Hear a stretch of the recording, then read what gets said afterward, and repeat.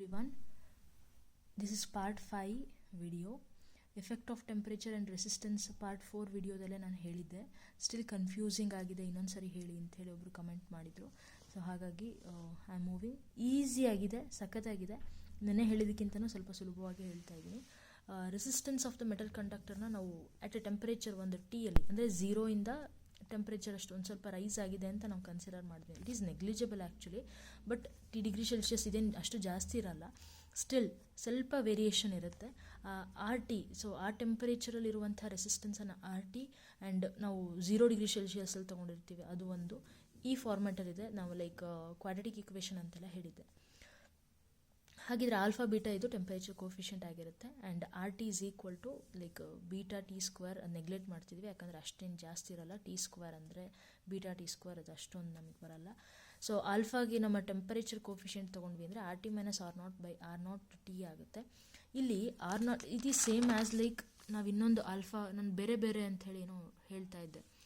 So ಅಲ್ಲೂ ನೋಡಿ RT - R0/R0 × T -0 ಇದೆ ಆ್ಯಕ್ಚುಲಿ ಅಲ್ಲೂ, ಹೌದಲ್ವಾ? T - 0 ಅಂದರೆ ಎರಡು ಟೆಂಪರೇಚರ್ ಡಿಫ್ರೆನ್ಸ್ ಇಲ್ಲೂ ತೊಗೊಂಡಿದ್ದಾರೆ. T2 - T1 ಅಂಥೇಳಿ. ಒಂದು T ಇದೆ, ಇನ್ನೊಂದು 0 ಇದೆ, ಹಾಗಾಗಿ T ಆಗ್ತಿದೆ. ಎರಡೂ ಸೇಮ್ ಫಾರ್ಮುಲಾನೇ, ಬೇರೆ ಬೇರೆ ಅಲ್ಲ, ಅಷ್ಟೇ. ಸೊ ಒಂದು ಫಾರ್ಮುಲಾ, ಒಂದು ಕ್ವೆಶನ್ ಅನ್ನೋದು ಇತ್ತು, ಅದರಲ್ಲೂ ಈಸಿಯಾಗಿದೆ. R2 - R1 R1 of T2 - T1 ಇದು ಒಂದು ಕಡೆ ಆದರೆ, ಇನ್ನೊಂದು ಕಡೆ ಸಾಲಿಡ್ದು ಲಿಕ್ವಿಡ್ದು ಕನ್ಫ್ಯೂಸ್ ಇದೆ ಅಂತ ಹೇಳಿದ್ರಿ ಅಲ್ವಾ? ಓಕೆ, ಸೊ ಈ ಒಂದು ಟೆಂಪರೇಚರ್ ಕೋಫಿಷಿಯಂಟ್ ಏನಾಗಿರುತ್ತೆ ಅಂದರೆ ಆಲ್ಫಾ. ಸೊ ಇದು ಪಾಸಿಟಿವ್ ಆಗಿರುತ್ತೆ ಇನ್ ಮೆಟಲ್ಸ್. ಪಾಸಿಟಿವ್ ಇದೆ ಅಂದರೆ ಅರ್ಥ ಅಲ್ಲಿಗೆ ರೆಸಿಸ್ಟೆನ್ಸ್ ಇನ್ಕ್ರೀಸ್ ಆಗುತ್ತೆ ವಿತ್ ಇನ್ಕ್ರೀಸ್ ಇನ್ ಟೆಂಪರೇಚರ್ ಅಂತ ಹೇಳಿ. ಅದೇ ಇನ್ಸುಲೇಟರ್ ಮತ್ತು ಸೆಮಿ ಕಂಡಕ್ಟರ್ ಏನಾಗ್ತಿದೆ ಅಂದರೆ this temperature coefficient is going to be negative. ಅಂದರೆ ಒಂದು ಇನ್ಕ್ರೀಸ್ ಆದರೆ ಒಂದು ಡಿಕ್ರೀಸ್ ಆಗುತ್ತೆ. ಸೊ ಟೆಂಪರೇಚರ್ ಇನ್ಕ್ರೀಸ್ ಆಗ್ತಿದೆ ಅಂದರೆ ರೆಸಿಸ್ಟೆನ್ಸ್ ಡಿಕ್ರೀಸ್ ಆಗ್ತಾ ಇದೆ. ಯಾವುದರಿಂದ? ಈ ಟೆಂಪರೇಚರ್ ಕೋಫಿಷಿಯಂಟಿಂದ. ಅಲಾಯ್ಸಲ್ಲಿ ಏನಾಗ್ತಿದೆ ಅಂದರೆ ಆಲ್ಫಾ ಇಸ್ ವೆರಿ ಸ್ಮಾಲ್, ಅಂದರೆ it is different for different value. Different ಟೆಂಪರೇಚರ್ಗೆ ಡಿಫ್ರೆಂಟ್ ವ್ಯಾಲ್ಯೂ ತೋರಿಸುತ್ತೆ. ಹಾಗಾಗಿ ಇದನ್ನು ನಾವು ಎಕ್ಸಾಕ್ಟ್ ಹೀಗೆ ಪಾಸಿಟಿವ್ ಇದೆ ನೆಗೆಟಿವ್ ಇದೆ ಅಂತ ನಾವು ಹೇಳೋದಕ್ಕೆ ಆಗಲ್ಲ. ಬಟ್ ಮೆಟಲ್ಸಲ್ಲಿ ಪಾಸಿಟಿವ್ ಇದೆ, ಇನ್ಸುಲೇಟರ್ಸಲ್ಲಿ ನೆಗೆಟಿವ್ ಇದೆ. This is about resistance of the metallic conductor ಅಂತ ಹೇಳ್ತೀವಿ, ಅಥವಾ effect of temperature on resistance. So temperature coefficient ಇದು ಇಂಪಾರ್ಟೆಂಟ್ ಆಗುತ್ತೆ. Resistance of metal increases with increase in temperature, resistance decreases with increase in temperature. So ಈಗ ಬರೋಣ the very interesting thing, drift velocity. ಒಂದು ಕಾನ್ಸೆಪ್ಟನ್ನು ನಾನು ನಿಮಗೆ ಇಲ್ಲಿ ಕ್ಲಿಯರ್ ಮಾಡ್ತಾ ಇದ್ದೀನಿ. ನಮ್ಮ ಕಂಡಕ್ಟರ್ನಲ್ಲಿ ಆಲ್ರೆಡಿ ಫ್ರೀ ಎಲೆಕ್ಟ್ರಾನ್ಸ್ಗಳಿರುತ್ತೆ, ಅವು ಆಲ್ರೆಡಿ ಅದರಲ್ಲಿ ಮೋಷನಲ್ಲಿ ಇದ್ದಿರುತ್ತೆ. ಆದರೆ ಆ ಒಂದು ಬೌಂಡ್ರಿನ ಬಿಟ್ಟು ಹೋಗ್ತಾ ಇರಲ್ಲ, ಅಲ್ಲೇ ಡಿಕ್ಕಿ ಹೊಡ್ಕೊಂಡಿರ್ತವೆ. ಓಕೆ, ಯಾವಾಗ ನಾವು ಒಂದು ಪವರ್ ಸೋರ್ಸಿಗೆ ಕೊಡ್ತೀವೋ it will get some energy, extra energy ಸಿಕ್ಕಂಗಾಗುತ್ತೆ. They start moving. ಇದೇ ಈ ಡ್ರಿಫ್ಟ್ ವೆಲಾಸಿಟಿ. ಇದಕ್ಕೊಂದು ಆವ್ರೇಜ್ ವೆಲಾಸಿಟಿ ಸಿಗ್ತಾ ಹೋಗುತ್ತೆ, ಒಂದು ಚೇಂಜ್ ಆಗ್ತಾ ಇದೆ ಅಲ್ಲಿ, ವೆಲಾಸಿಟಿ ಸಿಗ್ತಾ ಇದೆ, with which free electrons in a conductor get drifted towards. ಎಲ್ಲಿ ಯಾವ ಕಡೆಗೆ ಮೂವ್ ಸ್ಟಾರ್ಟ್ ಆಗುತ್ತೆ, ಅಲ್ಲಿವರೆಗೂ ಎಲ್ಲಿ ಸ್ಟ್ರ್ಯಾಂಡಮ್ ಆಗಿ ಆ ಕಡೆ ಈ ಕಡೆ ತಿರುಗ್ತಾ ಇದ್ವು. ಈಗ ಅದಕ್ಕೆ ಒಂದು ಡೈರೆಕ್ಷನ್ ಸಿಗ್ತಾ ಇದೆ, ಟುವರ್ಡ್ಸ್ ಯಾವ ಕಡೆ ಹೋಗ್ತಿದೆ? Positive end of the conductor under the influence of the electric field. Electric field ಸಿಕ್ಕಿದ್ರಿಂದ ಅಲ್ಲೇನಾಗ್ತಾ ಇದೆ? Positive end of the conductor ಕಡೆಗೆ ಮೂವ್ ಆಗ್ತಾ ಇದೆ. ಹಾಗಿದ್ರೆ VD ಅಂತ ಹೇಳಿ ರೆಪ್ರೆಸೆಂಟ್ ಮಾಡ್ತೀವಿ. It is of the order 10⁻⁴ metre per second. ಒಂದು ಸೆಕೆಂಡ್ಗೆ 10⁻⁴ ಅಷ್ಟು ಮೂವ್ ಆಗ್ತಾ ಇದೆ, ಅಂದರೆ ತುಂಬ ಕಡಿಮೆನೇ. ಸೊ ಅಂದರೆ ನೆಗ್ಲಿಜಬಲ್ ಅಂತಲೂ ಹೇಳ್ಬೋದು, but we are considering it. ಯಾಕೆ ಅಂತಂದರೆ ಈ ವಿಡಿಯೋ ಎಂಡಲ್ಲಿ ಗೊತ್ತಾಗುತ್ತೆ ಕರೆಂಟ್ ಇರೋದ್ರಿಂದ ಚಾರ್ಜಸ್ಗಳು ಅಥವಾ ಫ್ರೀ ಎಲೆಕ್ಟ್ರಾನ್ಸ್ಗಳು ಮೂವ್ ಆಗೋದಕ್ಕೆ ಯಾವ್ಯಾವ ಫ್ಯಾಕ್ಟರ್ಸ್ಗಳು ನಮಗೆ ಇನ್ವಾಲ್ವ್ ಆಗುತ್ತೆ ಅನ್ನೋದ್ರ ಬಗ್ಗೆ ತಿಳ್ಕೊಳ್ತೀವಿ. ಸೊ ಹಾಗಿದ್ರೆ E = ಎಲೆಕ್ಟ್ರಿಕ್ ಫೀಲ್ಡ್ ಅನ್ನೋದು ಎಷ್ಟು ವಾಲ್ಯೂಮ್ ಕವರ್ ಆಗ್ತದೆ divided by the length of the conductor ಮೇಲೆ. ಸಾರಿ, ವಾಲ್ಯೂಮ್ ಅಲ್ಲ, ಇದು ಪೊಟೆನ್ಷಿಯಲ್ ಡಿಫ್ರೆನ್ಸು. ಈ ಒಂದು ಫಾರ್ಮುಲಾ ನೆನಪಲ್ಲಿ ಇಟ್ಕೊಳ್ಳಿ, ಯಾಕಂದರೆ ಇದ್ರ ಬೇಸ್ ಮೇಲೆ ಫಾರ್ಮುಲಾ ಡಿರೈವ್ ಮಾಡ್ತೀವಿ. ಹಾಗಾಗಿ ಎಲೆಕ್ಟ್ರಿಕ್ ಫೀಲ್ಡ್ ಅನ್ನೋದು potential difference by length. Electric ಫೀಲ್ಡನ್ನು ಮತ್ತು ಪೊಟೆನ್ಷಿಯಲ್ ಡಿಫ್ರೆನ್ಸನ್ನು ಕನೆಕ್ಟ್ ಮಾಡುವಂಥ ಒಂದು formula, simple formula, length of the conductor ಮೇಲೂ ಡಿಪೆಂಡ್ ಆಗಿರುತ್ತೆ.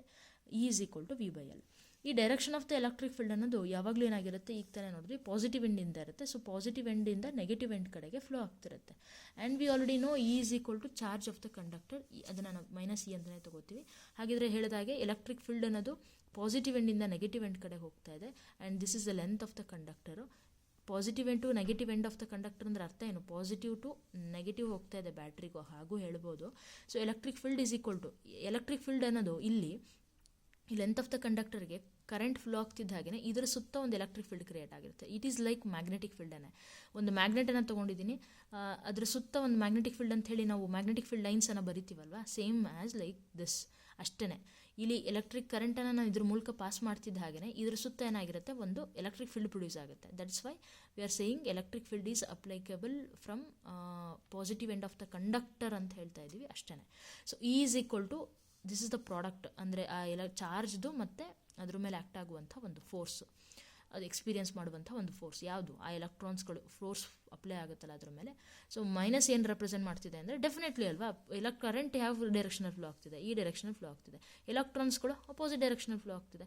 ಸೊ ಹಾಗಾಗಿನೇ ಈ ಒಂದು minus representation. Acceleration of the each electron, so change in velocity ಆಗ್ತಾ ಇದೆ, ಫಸ್ಟಿಗೆ ಇದಕ್ಕೂ ಈಗಿದಕ್ಕೂ ಚೇಂಜ್ ಆಗ್ತಿದೆ. ಹಾಗಾಗಿ a is equal to F/m, second law of Newton's law of ಮೋಷನಿಗೆ ಬಂದ್ವಿ ಅಂದರೆ, ಸೊ ಮಾಸ್ ಅಂದರೆ ಗೊತ್ತು, ಮಾಸ್ ಆಫ್ ದ ಎಲೆಕ್ಟ್ರಾನ್ ಇಷ್ಟಿರುತ್ತೆ. ಎ ಇಸ್ ಈಕ್ವಲ್ ಟು ಅಲ್ಲಿಗೆ ರೀಪ್ಲೇಸ್ ಮಾಡಿದ್ರೆ ಇಷ್ಟು. ದಿಸ್ ಇಸ್ ಫಾರ್ ಎಲೆಕ್ಟ್ರಾನ್ ಅಂತ ಹೇಳಿ ಮೈನಸ್ ರೆಪ್ರೆಸೆಂಟ್ ಮಾಡ್ತೀವಿ. So under the effect of the applied electric field, the free electron accelerate and acquire velocity component in opposite to the direction of the electric field in addition to the thermal velocity. ಈಗ ನಮಗೆ ಇನ್ನೊಂದು word ಬರ್ತಾ ಇದೆ, thermal velocity. ಈ para ಹೇಳ್ತೀನಿ ಇದನ್ನು ಹೇಳಿದ್ಮೇಲೆ. ಎಲೆಕ್ಟ್ರಾನ್ಸ್ಗಳು thermal velocity already ಇರುತ್ತೆ, ಅಂದರೆ ಇದು ರ್ಯಾಂಡಮ್ ಆಗಿ ಒಂದು ರೆಸ್ಟಲ್ಲಿದ್ದಾಗ ಒಂದು ಕಂಡಕ್ಟರು ಅದರಲ್ಲಿರುವಂಥ ಫ್ರೀ ಎಲೆಕ್ಟ್ರಾನ್ಸ್ಗಳು ಕಂಟಿನ್ಯೂಸ್ ಮೋಷನಲ್ಲಿರುತ್ತೆ. ಸೊ ಆ ಒಂದು ವೆಲಾಸಿಟಿನ ನಾವು ಥರ್ಮಲ್ ವೆಲಾಸಿಟಿ ಅಂತ ಹೇಳಿ ಕರಿತೀವಿ. ಈಗ ಈ ಎಲೆಕ್ಟ್ರಾನ್ಸ್ಗಳಿಗೆ ನಾವು ಪವರ್ ಆಫ್ ಸೋರ್ಸ್ ಅಪ್ಲೈ ಮಾಡ್ತಿದ್ದ ಹಾಗೆ ಆಗ ಅದಕ್ಕೆ ಸಿಗುವಂಥದ್ದೇ ಡ್ರಿಫ್ಟ್ ವೆಲಾಸಿಟಿ. ಸೊ ಹಾಗಿದ್ರೆ ಎಲೆಕ್ಟ್ರಿಕ್ ಫೀಲ್ಡ್ನ ಒಂದು ಪ್ರೆಸೆನ್ಸಿಂದ ನಮ್ಮ ಈ ಫ್ರೀ ಎಲೆಕ್ಟ್ರಾನ್ಸ್ಗಳು ಆಕ್ಸಲರೇಟ್ ಆಗ್ತಾ ಇದೆ, ಮೂವ್ ಆಗೋಕ್ಕೆ ಸ್ಟಾರ್ಟ್ ಆಗುತ್ತೆ, ಅದಕ್ಕೊಂದು ವೆಲಾಸಿಟಿ ಸಿಗ್ತಾ ಇದೆ. ಯಾವ ಡೈರೆಕ್ಷನಲ್ಲಿ ಹೋಗ್ತಾ ಇದೆ, opposite to the electric field. In addition ಯಾವ ಎಲೆಕ್ಟ್ರಾನ್ಸ್ಗಳಲ್ವ, opposite to the electric field. But electric field applicable ಆಗ್ತಾ ಇರೋದು ಪಾಸಿಟಿವ್ ಟು ನೆಗೆಟಿವ್, ಆ್ಯಂಡ್ ಎಲೆಕ್ಟ್ರಾನ್ಸ್ಗಳು ಮೂವ್ ಆಗ್ತಾ ಇರೋದು ಅಪೋಸಿಟ್ ಇರೋದ direction of the electric field ಅಂತ ಹೇಳಿ ಹೇಳ್ತೇವೆ. ಸೊ ಹಾಗಿದ್ರೆ this gain in velocity of electrons due to the electric field is very small. ಆಗಲೇ ಹೇಳೋದಾಗಿ ನಾನು ಆಗಲೇ ಮೆನ್ಷನ್ ಮಾಡಿದೆ. But it is last in next collusion, ಬೇರೆ ನೆಕ್ಸ್ಟ್ ಅಯಾನ್ಸ್ಗಳ ಜೊತೆ, ಆಟಮ್ಸ್ ಜೊತೆ ಅವು ಕೊಲ್ಯೂಷನ್ ಆಗಿಬಿಟ್ಟು ಅದು ಸಹಿತ ಲಾಸ್ಟ್ ಆಗುತ್ತೆ. ಮತ್ತೆಂತಕ್ಕೆ ಓದಬೇಕಿತ್ತು ಅನ್ಸುತ್ತಲ್ವಾ, ಈಗ will get to know more about it. ಹಾಗಿದ್ರೆ ನಾವು ತಗೊಳ್ಳೋಣ ಈಗ ಒಂದು initial velocity, thermal velocity already ಇರುತ್ತಲ್ಲ ಆ ಎಲೆಕ್ಟ್ರಾನ್ಸ್ಗಳಿಗೆ, ಅದನ್ನು U1 ಅಂತ ತಗೊಳ್ಳೋಣ. ಈಗ ಅದಕ್ಕೆ ಸಿಗ್ತಿರುವಂಥ ವೆಲಾಸಿಟಿನ V1 ಅಂತ ತಗೊಳ್ಳೋಣ. So finally V1 is equal to U1 plus AT1. ಇಲ್ಲಿ ಆಕ್ಸಲರೇಷನ್ A1 ಅಂತ ತಗೊಳ್ತಿಲ್ಲ, ಯಾಕೆ ಅಂತಂದರೆ ಆಕ್ಸಲರೇಷನ್ ಇಸ್ ಕಾನ್ಸ್ಟೆಂಟ್ ಅಥವಾ ಯೂನಿಫಾರ್ಮ್ ಅಂತ ಹೇಳಿ ಕನ್ಸಿಡರ್ ಮಾಡ್ತೀವಿ ಬಿಕಾಸ್ ಆಫ್ ದಿಸ್. ಈಗ ಇದಕ್ಕೆ free electrons okay, electric field is also constant, mass of the electron is also constant. ಹಾಗಾಗಿ ಆಕ್ಸಲರೇಷನ್ ಎ ಅಂತಲೇ ತಗೊಳ್ತೀವಿ. ಸೊ ಅದೇ ಥರ V1 ಒಂದು ಎಲೆಕ್ಟ್ರಾನ್ಗಾಯಿತು, ಅದೇ ಥರ 2, 3 ಅಪ್ ಟು N ಅಂಥೇಳಿ VN ಅಂಥೇಳಿ ಕನ್ಸಿಡರ್ ಮಾಡ್ತೀವಿ. So VD is equal to ಏನಾಗ್ತಿದೆ, ಪ್ರತಿಯೊಂದು ವೆಲಾಸಿಟಿ ಆವ್ರೇಜ್ ನಾನು ಡಿಫೈನ್ ಮಾಡುವಾಗಲೇ ಹೇಳಿದ್ದೆ, ಡ್ರಿಫ್ಟ್ ವೆಲಾಸಿಟಿ ಅಂದ್ರೆ ಆವ್ರೇಜ್ ವೆಲಾಸಿಟಿ. ಹಾಗಿದ್ರೆ V1 plus V2 plus V1 up to of all the number of electrons. So VD is equal to ಅಲ್ಲಿಗೆ V1 ಅಂದರೆ U1 plus AT1 ಬರ್ಕೋಬೋದಾ. ಈಗ U ಎಲ್ಲ ಸಪ್ರೇಟ್ ಮಾಡಿಟ್ಕೊಳ್ಳೋಣ, AT1 ಎಲ್ಲ ಸಪ್ರೇಟ್ ಮಾಡ್ಕೊಳ್ಳೋಣ. ಎ ಕಾಮನ್ ಇರೋದ್ರಿಂದ, A is constant, common ಇರೋದ್ರಿಂದ ಈ ಥರ ತೊಗೊಳ್ಳೋಣ. ಸೊ U1 ಇದೆಲ್ಲ ಏನಾಗ್ತದೆ, ಇನಿಷಿಯಲ್ ವೆಲಾಸಿಟಿ ಅದರದ್ದು 0 ಅಂತ ನಾವು ಕನ್ಸಿಡರ್ ಮಾಡಿಕೊಂಡು, ಆ್ಯಂಡ್ ಇಲ್ಲಿ T1 ಇದನ್ನು ನಾವು ಟೋ ಅಂತ ಹೇಳಿ ತೊಗೊಂಡು ಆವ್ರೇಜ್ ಟೈಮ್ ರಿಲ್ಯಾಕ್ಸೇಷನ್ ಅಂತ ಹೇಳಿ ತೊಗೋತೀವಿ, ಅಥವಾ ಆವ್ರೇಜ್ ಟೈಮ್ ಎಲಾಪ್ಸ್ಡ್ ಆವ್ರೇಜ್ ರಿಲ್ಯಾಕ್ಸೇಷನ್ ಅಂತ ತೊಗೊಳ್ತೀವಿ. ಇಲ್ಲಿ ಎ ಯಾಕೆ ಕಾನ್ಸ್ಟೆಂಟ್ ಅಂತ ನಾನು ಮೆನ್ಷನ್ ಮಾಡಿದ್ದೀನಿ. It is of the order 10⁻⁻14 second. ಯಾವುದು ನಮ್ಮ tau. Okay, so second tau time ಇಷ್ಟಿರುತ್ತೆ. ಆವ್ರೇಜ್ ವೆಲಾಸಿಟಿ ಡ್ರಿಫ್ಟ್ ವೆಲಾಸಿಟಿ ಎಷ್ಟಿತ್ತು, 10⁻⁴ ಮೀಟರ್ ಪರ್ ಸೆಕೆಂಡ್ ಇತ್ತು. ಇಲ್ಲಿ ಟೋನ ಒಂದು ಆರ್ಡರ್ ಕೊಟ್ಟಿದ್ದಾರೆ. So VD is equal to ಅಲ್ಲಿಗೆ ಇನಿಷಿಯಲ್ ವೆಲಾಸಿಟಿ ಕಂಪ್ಲೀಟ್ 0 ತೊಗೊಂಡಿರ್ತೀವಿ, ಎ ಈ ಟೈಮ್ ವೇರಿಯೇಷನನ್ನು ಕಂಪ್ಲೀಟ್ ಇದಿಷ್ಟನ್ನು ತೊಗೊಳೋದ್ರ ಬದಲು ಜಸ್ಟ್ ಟೋ ಅಂತ ತೊಗೊಳ್ತಿದ್ವಿ. VD is equal to 8. A ಅಂದರೆ ಈ ಎ ಬೈ ಎಮ್, ಇದಂತೂ ಟೋ. ನೆಗೆಟಿವ್ ಏನಾದ್ರು ರೆಪ್ರೆಸೆಂಟ್ ಮಾಡ್ತಿದೆ, ಡ್ರಿಫ್ಟ್ ವೆಲಾಸಿಟಿ ಅಪೋಸಿಟ್ ಇದೆ. ಈ ಎಲೆಕ್ಟ್ರಿಕ್ ಫೀಲ್ಡಿಗೆ ಅಪೋಸಿಟ್ ಆಗಿ ಡ್ರಿಫ್ಟ್ ವೆಲಾಸಿಟಿ ಇದೆ. ಡ್ರಿಫ್ಟ್ ವೆಲಾಸಿಟಿ ಅಂದರೆ ಏನು, ಆ ಫ್ರೀ ಎಲೆಕ್ಟ್ರಾನ್ಸ್ಗಳು ಮೂವ್ ಆಗ್ತಿರೋದು ಅದೇ ತಾನೇ, ಆಗಲೇ ಹೇಳಿದ್ದು ಅದೇ, ಈಗಲೇ ಹೇಳ್ತಾ ಇರೋದು ಅದೇ, ಏನು ಅಷ್ಟು ಚೇಂಜಸ್ ಇಲ್ಲ. ಸೊ ಆವ್ರೇಜ್ ವೆಲಾಸಿಟಿ ಫಾರ್ಮುಲಾ ಆಯಿತು. ಈ ರಿಲ್ಯಾಕ್ಸೇಷನ್ ಟೈಮ್ಗೆ ಸಪ್ರೇಟಾಗಿ ಒಂದೊಂದ್ಸರಿ ಫಾರ್ಮುಲಾ ಕೇಳ್ತಿರ್ತಾರೆ ಅಥವಾ ಪ್ರಾಬ್ಲಮ್ಸನ್ನು ಕೇಳ್ತಿರ್ತಾರೆ. So tau relaxation time is equal to L/VD ಅಂತೇಳಿ ಹೇಳ್ಬೋದು. Mean free path of electron ಮತ್ತು VD ಡ್ರಿಫ್ಟ್ ವೆಲಾಸಿಟಿ. ಈಗ ಡ್ರಿಫ್ಟ್ ವೆಲಾಸಿಟಿಗೂ ಮತ್ತು ಐಗೂ, VDಗೂ ಮತ್ತು ಐಗೂ ಇರುವಂತಹ ಒಂದು ರಿಲೇಷನನ್ನು ನಾವು ಡಿಪೆಕ್ಟ್ ಮಾಡೋಣ. ಸೊ ನಮಗೀಗ ಆಲ್ರೆಡಿ ನಾವು 10th ಓದ್ಕೊತ ಬರ್ತಿದ್ವಿ, ವಾಲ್ಯೂಮ್ ಆಫ್ ಕಂಡಕ್ಟರ್ ಅಂತ ತೊಗೊಂಡ್ರೆ ಅದರ ಏರಿಯಾನ ಮತ್ತು ಲೆಂತನ್ನು ಮಲ್ಟಿಪ್ಲೈ ಮಾಡಿದ್ರೆ ನಮಗದು ವಾಲ್ಯೂಮ್ ಸಿಗುತ್ತೆ. ಹಾಗಿದ್ರೆ ಇದೇ ಒಂದು ಕಾನ್ಸೆಪ್ಟ್ಗೆ ಈ ಒಂದು ಲೆಂತ್ ಆಫ್ ದ ಕಂಡಕ್ಟರ್ಗೆ ಎಷ್ಟು ನಂಬರ್ ಆಫ್ ಎಲೆಕ್ಟ್ರಾನ್ಸ್ ಇದೆ ಅಂತ ತೊಗೊಂಡ್ರೆ ಇಟ್ ಈಸ್ ಮಲ್ಟಿಪ್ಲೈಡ್. ಈಗ ಒಂದು ವಾಲ್ಯೂಮ್ ಇದೆ ಅಂತ, ಒಂದು ಇಷ್ಟು ಏರಿಯಾದಲ್ಲಿ ಇದು ಒಂದು ಅಂತ ತೊಗೊಂಡ್ರೆ ಇದರಲ್ಲಿ 1 ನಂಬರ್ ಆಫ್ ಎಲೆಕ್ಟ್ರಾನ್ ಇದೆ ಅಂದರೆ ಇಷ್ಟು, ಡಬಲಲ್ಲಿ ಡಬಲ್, ಟ್ರಿಪಲಲ್ಲಿ ಟ್ರಿಪಲ್. ಸೊ ಅದೇ ಥರ n ನಂಬರ್ ಆಫ್ ಎಲೆಕ್ಟ್ರಾನ್ಸಲ್ಲಿ ಏನಾಗಿರುತ್ತೆ, ಹಾಗಿದ್ರೆ n ಇಂಟು AL ಅಂತ ತೊಗೊಳ್ತೀವಿ. Q is equal to n, ಈ ಫಾರ್ಮುಲಾ ಗೊತ್ತು. ಎನ್ನನ್ನು ರಿಪ್ಲೇಸ್ ಮಾಡಿ NaL ಅಂತ ಬರ್ಕೊಂಡ್ರೆ you got n q. So time ತೊಗೊಳ್ತಿದ್ದೀನಿ ಈಗ, ಯಾಕಂದರೆ ಐಗೆ ಫಾರ್ಮುಲಾ ಬರೀಬೇಕಲ್ಲ, I is equal to Q by t ಅಂದರೆ ಟಿ ಅಂದರೆ ಗೊತ್ತಿದೆ ನಮ್ಗೆ ಆಲ್ರೆಡಿ, L/VD ಅಂತ ಹೇಳಿ. ಸೊ L/VD ಅಂದರೆ ಅದಕ್ಕೆ QT, ದಟ್ಸ್ ಇಟ್. ರಿಪ್ಲೇಸ್ ಮಾಡಿಕೊಂಡ್ರೆ LL ಕ್ಯಾನ್ಸಲ್ ಆಗುತ್ತೆ. This is your formula. ಅಥವಾ VD is equal to e t ಅಂತ ಹೇಳಿ ಬೈ ಎಮ್ ಅಂತ ಹೇಳಿ ಅದನ್ನು ರಿಪ್ಲೇಸ್ ಮಾಡಿಕೊಂಡ್ರೆ will get one more formula. Sorry, replace ಮಾಡ್ಕೊಂಡಿದ್ದೀವಲ್ವಾ ಯಾರು. So this is your one more important formula. But this is main thing. ಸದ್ಯಕ್ಕೆ ಇದೊಂದು ನೆನಪಿರುತ್ತೆ ಅಂದ್ರೂ ಸಾಕು, ಬಹ್ಯಾಟ್ ಹಾಕಬೇಡಿ, ಮರ್ತು ಹೋಗುತ್ತೆ ಅಂದರೆ ಈ ಸೀರೀಸನ್ನು ನೆನ್ಪಿಟ್ಕೊಳ್ಳಿ ಹೇಗೆ ಬಂತು ಅಂಥೇಳಿ. ನಾನು ಹಾಗೆ ನೆನ್ಪಿಟ್ಕೊಂಡಿರೋದು, ಲೈಕ್ ಈ ಫಾರ್ಮುಲಾನ ಬಹ್ಯಾಟ್ ಮಾಡೋಕ್ಕೆ ಹೋದರೆ ಉಳಿದಿರೋವೆಲ್ಲ ಮರ್ತು ಹೋಗ್ತವೆ. ಸೊ ಹಾಗಾಗಿ ಫಾರ್ಮುಲಾ ಡಿಪಿಕ್ಷನ್ ಹೇಗೆ ಬಂತು ಅಂತ ನೆನ್ಪಿಟ್ಕೊಳ್ಳಿ. ಇದರಲ್ಲಿ ಏನು ಕನೆಕ್ಟ್ ಮಾಡ್ತಾ ಇದ್ದೀವಿ, ಡ್ರಿಫ್ಟ್ ವೆಲಾಸಿಟಿನ ಮತ್ತು ಎಲೆಕ್ಟ್ರಿಕ್ ಕರೆಂಟನ್ನು ಕನೆಕ್ಟ್ ಮಾಡ್ತಿದ್ದೀವಿ ಅನ್ನೋದು ನೆನಪಲ್ಲಿದ್ದರೆ ಸಾಕು. Coming to the important topic, ಈಗ ಮೊಬಿಲಿಟಿ. ಟೋಟಲ್ ಕರೆಂಟನ್ನು ಈಗ ಮಾತಾಡ್ತೀವಿ ನೋಡಿ, ಮೊಬಿಲಿಟಿ ಬಗ್ಗೆ ಬರೋಣ. ಇಟ್ಸ್ ಅ ಮ್ಯಾಗ್ನಿಟ್ಯೂಡ್, ಇದೊಂದು ವ್ಯಾಲ್ಯೂ ಆಗಿರುತ್ತೆ. Drift velocity of the charge ಎಷ್ಟಿದೆ ಅಂಥೇಳಿ ನಾವು ತಿಳ್ಕೊಳ್ಳೋದಕ್ಕೆ ಮೊಬಿಲಿಟಿನ ಯೂಸ್ ಮಾಡ್ತೀವಿ. ಎಷ್ಟು, ಈಗ ನಾನೊಂದು ಎಲೆಕ್ಟ್ರಿಕ್ ಫೀಲ್ಡನ್ನು, ಇಲ್ಲಿ ಒಂದು ಕಂಡಕ್ಟರ್ ಇದೆ, ಈ ಒಂದು ಲೆಂತ್ ಆಫ್ ದ ಕಂಡಕ್ಟರ್ ಸುತ್ತ ಒಂದಿಷ್ಟು ಎಲೆಕ್ಟ್ರಿಕ್ ಫೀಲ್ಡ್ ಕ್ರಿಯೇಟ್ ಆಗಿದೆ. ಈ ಎಲೆಕ್ಟ್ರಿಕ್ ಅಂದರೆ ನಾನು ತಗೊಳ್ತಾ ಇರೋದು ಬರೀ ಒಂದು ಯೂನಿಟ್ ಎಲೆಕ್ಟ್ರಿಕ್ ಫೀಲ್ಡನ್ನು ಮಾತ್ರ ತಗೊಳ್ತಿದ್ದೀನಿ. ಒಂದು ಯೂನಿಟ್ ಅಂದರೆ ಅದರಲ್ಲಿ ಪಾರ್ಟ್ ಅಷ್ಟು ತಗೊಳ್ತಾ ಇದ್ದೀನಿ. ಆ ಒಂದು ಪಾರ್ಟ್ನಲ್ಲಿ ಎಷ್ಟು ಡ್ರಿಫ್ಟ್ ವೆಲಾಸಿಟೀಸ್ಗಳು, ಅದರ ವ್ಯಾಲ್ಯೂ ಎಷ್ಟಿದೆ ಅಂತ ನಾವು ತಿಳ್ಕೊಳ್ತೀವೋ ದಟ್ ಈಸ್ ಮೊಬಿಲಿಟಿ ಅಂತ ಹೇಳ್ತೀವಿ. So mu is equal to drift velocity by electric field.